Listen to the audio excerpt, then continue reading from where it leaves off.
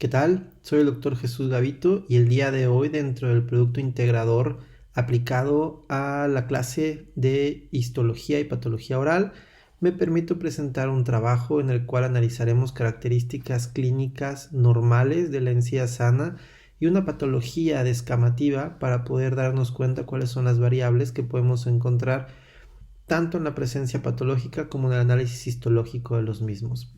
Me permito dar un poquito de la introducción hacia el tema.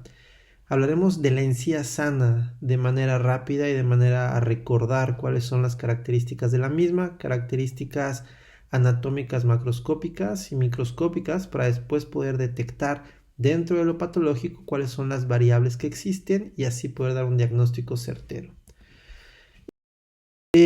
Importante para mí mencionar que dentro de la cavidad oral existen diferentes tipos de mucosa y nos vamos a enfocar el día de hoy a lo que podríamos encontrar de presencia patológica en la mucosa alveolar o en la mucosa masticatoria. Dejaremos a un lado la mucosa especializada como lo es la lengua para enfocarnos a las características que hay dentro de esta zona. De la mucosa alveolar o de revestimiento no vamos a hablar mucho, solo para mí es importante mencionar que es un tejido no queratinizado al nivel de la encía masticatoria y que se encuentra más bien móvil para permitir un funcionamiento adecuado de nuestro aparato estomatológico y que nos va a ayudar, podríamos hablarlo más adelante en otra parte de las clases que veamos, pero que el día de hoy no nos atañe al 100%. Sí lo es y sí es importante para mí en esta presentación describir un poquito más de la mucosa masticatoria con énfasis en la mucosa queratinizada para poder diferenciar lo sano de lo patológico. Eh, Hablemos de la encía insertada o conocida por muchos como la encía queratinizada. Básicamente es la encía que está bien adherida al hueso. Es una encía de protección, una encía que es la guerrera, una encía que es la que aguanta la fricción de los alimentos, el roce del cepillado, la deshidratación de respirar por la boca, toda la parte que sería la carga en la cual tiene un equilibrio para soportar tanto los estímulos malos como interactuar para tener un equilibrio de salud y enfermedad. Esta se delimita básicamente del margen gingival hasta la línea mucogingival. Es toda la zona que va a estar enmarcada entre la parte que se va a notar y que se va a diferenciar con características que hemos escuchado a través de los años en las clases básicas de periodoncia y también como odontología general y que me gustaría ser un poquito más profundo en estos y las describiré aquí adelante. Como les mencionaba, es la zona que está ocupada desde el margen gingival hasta la línea mucogingival y que en esta diapositiva está ejemplificada con un color diferente dentro del contraste. Para mí, relevante y a veces olvidado, de hecho lo bromeo mucho con mis estudiantes, que el epitelio gingival lo escuchamos casi desde la primera clase en la universidad, pero pocas veces paramos a analizar lo importante que es para nosotros. Entonces, quiero quiero darle el peso específico que se merece y un análisis un poquito más profundo que iré describiendo poco a poco en estas diapositivas. Quiero hablar del epitelio gingival y quiero hablar del epitelio escamoso estratificado, que es el cual nos atañe el día de hoy. Quiero hacer mucha muy marcada la importancia que tiene en cuanto a las estructuras profundas. Para mí como periodoncista es prácticamente trabajo del día a día encargarme de que esta zona esté en equilibrio. Eh, es la justificación para hacer injertos de encía, es la justificación para hacer injertos con sustitutos de encía, gingivales libres. Es gran parte del trabajo que tenemos los periodoncistas buscar la presencia de esta encía con las características de un epitelio gingival sano que va a permitir intercambio selectivo con el medio ambiente bucal, pero también la defensa del mismo ante muchísimos estímulos del día a día, como poder comer algo fibroso, como poder tomar un café caliente, como poder tomar un refresco frío y que no haya un estímulo que sea realmente molesto. Este epitelio gingival está constituido básicamente por 4 estratos, que también creo que muchas veces los alumnos y la gente se enfoca más en memorizarlos que en entender la importancia de los mismos. Y hoy voy a hacer mucho más fuerte mi presentación en de forma sencilla explicar que estos estratos son tan importantes porque son como si tuviéramos una armadura de protección para el tejido conectivo.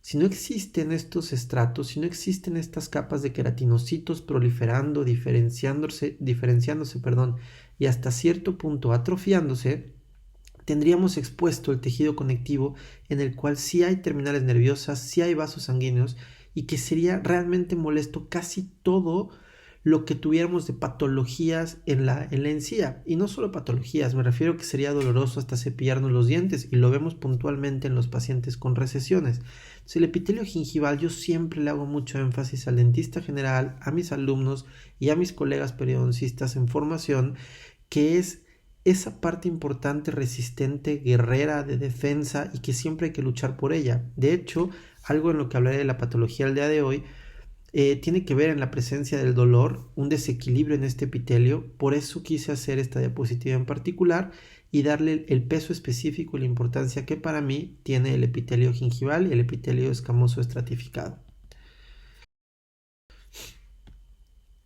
Este epitelio escamoso estratificado, de hecho, le da la significancia a algo que me da mucha risa, pero que a veces le digo a mis alumnos en licenciatura, o les decía a mis alumnos en licenciatura, que se lo aprenden como si fuera una letanía y no le ponen atención al por qué sucede. Pero es bien sencillo. Cosas como ese color que nos dijeron tantas veces que es rosa coral, o ese tamaño, esa forma, ese contorno, todo tiene básicamente que ver con la presencia del epitelio. La encía es rosa coral básicamente por esa opacidad que brinda, ya que el tejido conectivo, como les decía, tiene vascularidad, es rojo, pero la parte y la presencia epitelial es lo que le da ese tono. Entonces, más que aprender qué es rosa coral, me gusta enseñarles que es rosa coral por la presencia epitelial y que así es más sencillo de identificar este tipo de mucosa. Y que cuando no está, todo cambia en cuanto al color y la resistencia. En cuanto a la forma, contorno y tamaño, tiene mucho que ver también la presencia de esta encía para que el festoneo, para que las papilas, para que los márgenes estén en una posición adecuada, sin movilidades, sin recesiones, sin pérdidas interproximales. Entonces, ese epitelio va brindando muchísima importancia para nosotros. Su textura, esa característica que siempre nos dijeron de cáscara de naranja y que a veces yo me preguntaba, ¿cómo puedo explicarles esta cáscara de naranja? Básicamente es gracias a ese epitelio y la unión que existe entre los retepex, que es una conexión tipo velcro entre el tejido conectivo y el epitelio, es lo que da esta estabilidad y da esa fuerza para que podamos salir a comer unas papitas doradas o una torta y básicamente nuestra encía no esté bailando de arriba para abajo. Eso es lo que hace que mis pacientes se puedan cepillar bien, que no duela. Hasta cierto punto es lo que juega en contra de la periodoncia. Como a los pacientes no les duele la mayoría de las veces por la presencia de esta encía, pasa muy subclínica las enfermedades que tenemos, excepto cuando hay una patología en ello, que es de lo que hablaré el día de hoy. La consistencia firme siempre se debe a esta presencia de encía insertada, como platiqué, la unión directa entre el conectivo y el epitelio. Y brincaré para dar rápidamente un análisis a una patología general. No voy a abordar una sola, sino una de las patologías que son las conocidas como gingivitis descamativas, que aquí en esta imagen se ve como en una zona en la cual debería haber características analizadas hace un momento, empezamos a notar una presencia diferente, un color diferente, una textura diferente, un contorno diferente. Y que esta decidí presentarla en esta clase porque en mi consulta y en la de prácticamente todos los colegas es de las pocas, si no es que únicas ocasiones en las que los pacientes acuden al periodoncista por un dolor. Eso se debe a que la gingivitis descamativa, por definición y concepto, bueno, aunque no es un diagnóstico por sí mismo, sino es la expresión de enfermedades mucocutáneas, es la expresión de enfermedades que están tanto en mucosa como en piel, que podrían derivar solamente a la encía, pero que se caracteriza por eritema y por algo bien importante, la descamación epitelial, la pérdida en la continuidad y en la pérdida en la posición del epitelio que lleva a úlceras en las cuales hay una comunicación directa entre el tejido conectivo y el medio ambiente oral. Y eso es lo que las hace dolorosas. Eso es lo que a mí me llama la atención y me gusta mucho hacerle énfasis a los referidores y a los pacientes, que le demos la importancia diagnóstica a identificar cuando no hay un epitelio sano y así poder saber y tratar este tipo de patologías descamativas. Anatómicamente voy a comparar rápidamente en cuanto a estructura la encía sana y la gingivitis descamativa generalizándola, en color, superficie, contorno, sangrado y dolor. Como ya lo analizamos, en la encía sana es rosa, en la descamativa se vuelve roja o violácea. La superficie es de cáscara de naranja en encía sana, pero cuando es descamativa, como vimos en la foto anterior, es lisa, hay una membrana. La palabra no tan científica, cuando mis pacientes se refieren a ella, ven como un pellejito, ven como una nata que está sobre la zona donde les duele. El contorno se pierde, se vuelve bulboso. El sangrado, una encía sana debería de no sangrar. El sangrado siempre es un síntoma de una enfermedad. En este caso es espontáneo, es al mínimo roce.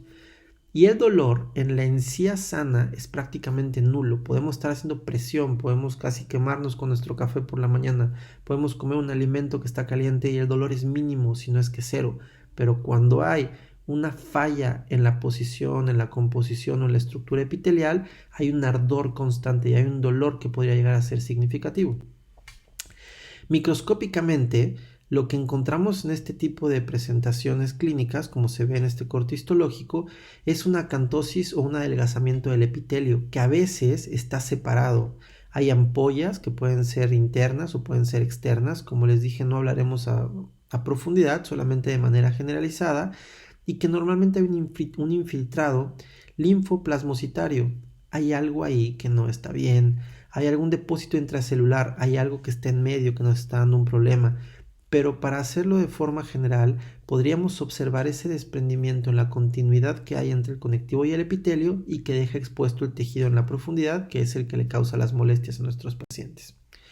La presentación clínica: ardor, hipersensibilidad, intolerancia a comidas, intolerancia a las pastas de dientes. Signos muy objetivos podrían ser las bandas eritematosas, esa descamación o desprendimiento con el signo de Nikolsky positivo. Hay una membrana blanquecina que les platicaba que los pacientes se refieren a ella como esta nata. Hay ampollas, a veces hay mal sabor, a veces hay incomodidad. Otras veces solamente se ven pequeñas manchas de color blanco con una descamación. Entonces, las variables siempre tienen características en las cuales hay una alteración de la presencia o de las características sanas que la mayoría de las veces asociadas a dolor o malestar, no siempre, pero la mayoría de las veces, y que nuestro ojo clínico debe ser capaz de identificar la diferencia entre una sola gingivitis, una encía sana y este tipo de patologías. Y lo dejo por ahí como si duele, sospecha de una patología de este tipo. El diagnóstico, una historia clínica completa, saber qué está pasando. Para mí, en la práctica diaria, gracias a la patología, gracias a la histología que aprendí en mi entrenamiento de periodoncia, me lleva al saber qué está pasando, no hacer tratamientos como si fuera algo técnico, no todo es raspados y alisados y dar clorexidina, sino saber qué lo está causando para realmente tratarlo bien. Por lo tanto, la historia clínica, examen intraoral y cuando es necesario biopsias, siempre es una buena idea, recordando que la biopsia debe contener tejido sano y tejido de la lesión para poder hacer una histopatología adecuada. El pronóstico, va a depender de qué enfermedad nos arroje esta gingivitis descamativa. Hay cosas muy sencillas hasta en complicaciones de muy bajo porcentaje que podrían evolucionar a malignas. Lo importante es que si algo no es normal en la boca, le demos la atención necesaria.